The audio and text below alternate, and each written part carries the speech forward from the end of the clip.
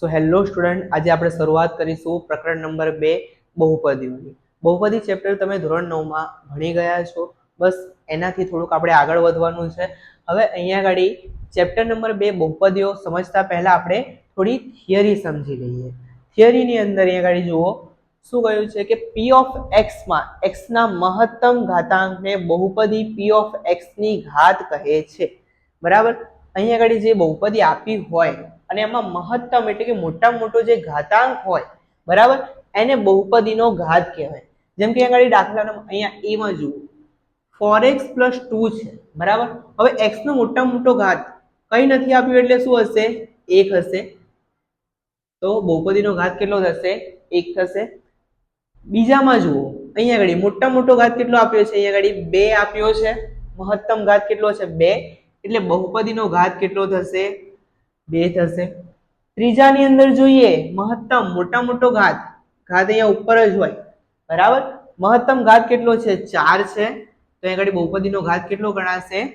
4 ગણાશે, બરાબર. એ રીતે તમારે દરેક દાખલામાં જોવાનું, જે મોટા મોટો મહત્તમ ઘાત હોય, બરાબર, એ બહુપદીનો શું કહેવાય? ઘાત કહેવાય. હવે બીજા નંબરમાં જુઓ, જો એક ઘાતવાળી બહુપદી હોય, બરાબર, તો એને આપણે કહીએ સુરેખ બહુપદી. એટલે મોટા મોટી ઘાત કેટલી હોય? 1 હોય. તો એવી બહુપદીને આપણે સુરેખ બહુપદી કહીશું. હવે અહીંયા આગળ મોટા મોટી ઘાત શું છે? કશું નથી, તો 1 હશે, બરાબર. એટલે આ સુરેખ બહુપદી કહેવાશે. ઓકે. સેકન્ડમાં જો અહીંયા y ની ઉપર મોટા મોટી ઘાત કઈ નથી એટલે 1 હોય, બરાબર. એટલે કેવી કહેવાશે? સુરેખ બહુપદી. સેમ આની અંદર, બરાબર, બહુપદી કેવી કહેવાશે?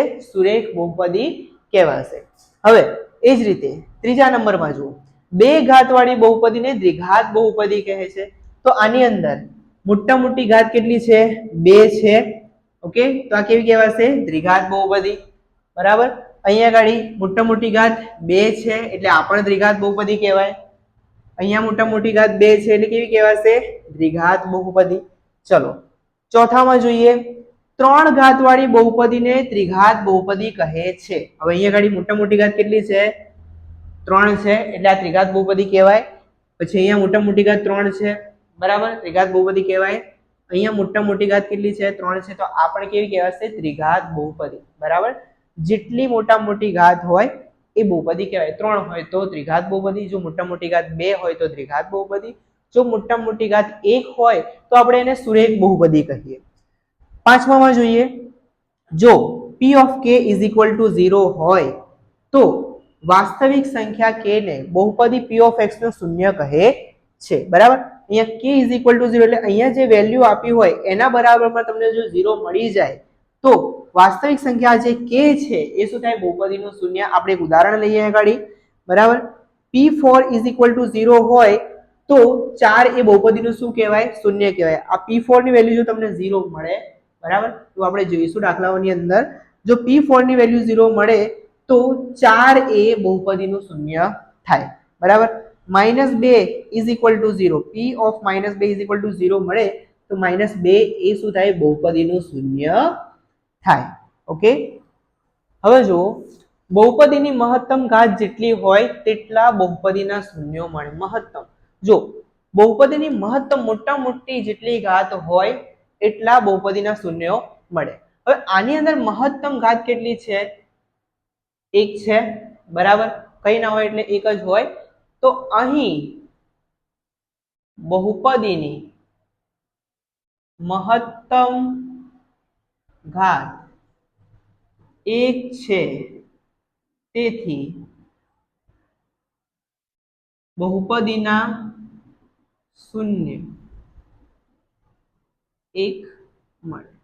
ચલો તમારે આનું જો શૂન્ય શોધવું હોય, બરાબર, એક માર્ક્સમાં કદાચ તમને પૂછે કે અહીંયા આગળ શૂન્યોની સંખ્યા કેટલી થાય, તો તમારે ખાલી એટલું જ જોવાનું કે બહુપદીની જેટલી મોટામાં મોટી ઘાત હોય, જો એ મોટા મોટી ઘાત 1 હોય ને તો બહુપદીનું 1 જ શૂન્ય મળે તમને, બરાબર. એ જ રીતે જો આની અંદર બહુપદીની મોટા મોટી ઘાત કેટલી છે? 2 છે. તો એ લખીશું આપણે અહીં બહુપદીની મહત્તમ ઘાત 2 હોવાથી બહુપદીના 2 શૂન્ય મળે.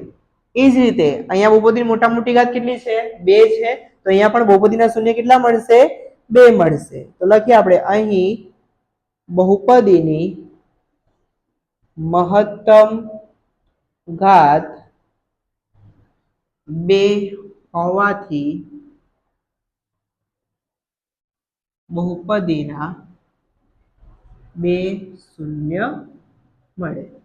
ઓકે, જો બહુપદીની મોટા મોટી ઘાત 3 હશે તો તમને 3 શૂન્ય મળશે. જો મોટા મોટી ઘાત 4 હોય તો બહુપદીના તમને 4 શૂન્ય મળે. આપણે એટલું જ યાદ રાખવાનું કે બહુપદીની જેટલી મોટામાં મોટી ઘાત હોય એટલા આપણને શૂન્યો મળે.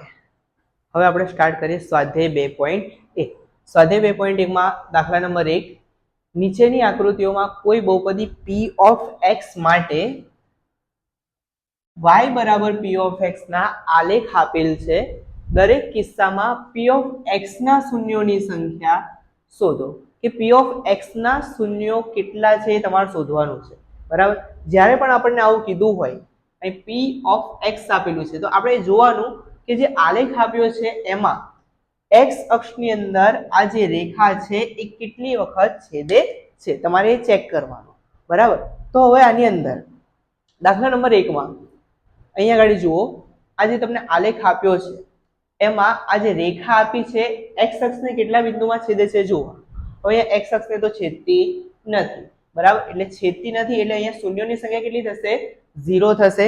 બરાબર, એક પણ બિંદુમાં છેદતી નથી એટલે લખ્યું છે અહીંયા આગળ આલેખ x અક્ષને સમાંતર હોવાથી બહુપદીના શૂન્યોની સંખ્યા કેટલી થશે 0, કેમ કે અહીંયા x અક્ષને એક પણ બિંદુમાં છેદતી નથી.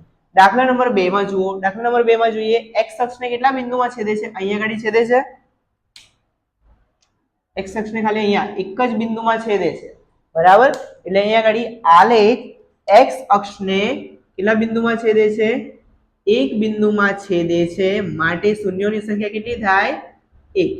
એક બિંદુમાં છેદે તો શૂન્યની સંખ્યા બી કેટલી થાય 1. જેટલા બિંદુમાં છેદે એટલી શૂન્યોની સંખ્યા થાય. દાખલા નંબર 3 માં જોઈએ. હવે x અક્ષ, ખાલી તમારે x અક્ષ જ જોવાનું. અહીંયા x અક્ષને ક્યાં છેદે છે, એક અહીંયા ગાડી, બીજો અહીંયા અને ત્રીજું અહીંયા, 3 બિંદુમાં છેદે. x અક્ષને કેટલા બિંદુમાં છેદે છે 1, 2 અને 3. તો આપણે અહીંયા લખીશું કે આલેખ x અક્ષને 3 બિંદુમાં છેદે છે, માટે શૂન્યોની સંખ્યા કેટલી થાય 3 થાય.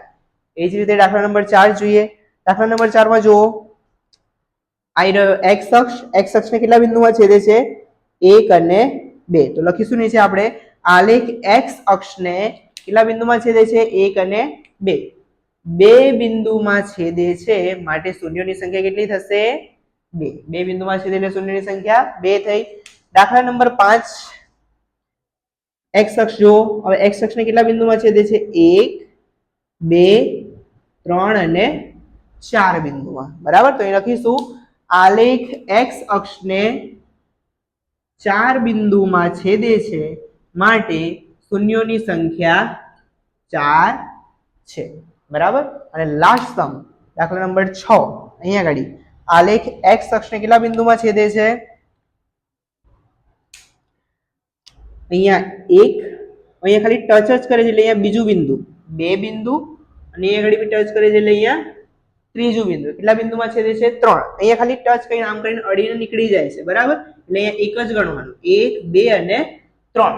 તો અહીંયા લખીશું આલેખ x અક્ષને કેટલા બિંદુમાં છેદે છે 3 બિંદુમાં છેદે છે, માટે શૂન્યોની સંખ્યા 3 છે. બરાબર, તમારે ધ્યાન રાખવાનું કે x અક્ષને કેટલા બિંદુમાં છેદે છે. બરાબર, કેમ કે અહીંયા p ઓફ x આપ્યા છે, તો x માં જેટલા બિંદુને છેદતું હોય x અક્ષ ઉપર, બરાબર, અહીંયા x અક્ષ પર ક્યાંય નથી છેદતું એટલે 0 લખ્યું. અહીંયા x અક્ષ પર એક બિંદુમાં છેદે છે એટલે 1 લખ્યું. અહીંયા x અક્ષ પર 1 અને 2 અને 3 બિંદુમાં છેદે એટલે 3 લખ્યું. અહીંયા આગળ 2 બિંદુમાં છેદે એટલે આપણે કેટલા લખ્યા 2. અહીંયા 1, 2, 3, 4, 4 બિંદુમાં છેદ્યું x અક્ષને તો 4 લખ્યા. 1, 2 અને 3, અહીંયા 3 લખ્યા. બરાબર, એટલે આપણે ધ્યાન રાખવાનું કે આલેખ x અક્ષને જેટલા બિંદુમાં છેદતો હોય, બરાબર, એટલી શૂન્યોની સંખ્યા થાય. રકમ ખાસ વાંચવાની. અહીંયા p ઓફ x ના શૂન્યોની સંખ્યા કીધું છે. બરાબર, અહીંયા p પછી કૌંસમાં x આપ્યું છે, એટલે કે x અક્ષ ઉપર જેટલા બિંદુમાં છેદે એટલી શૂન્યોની સંખ્યા થાય.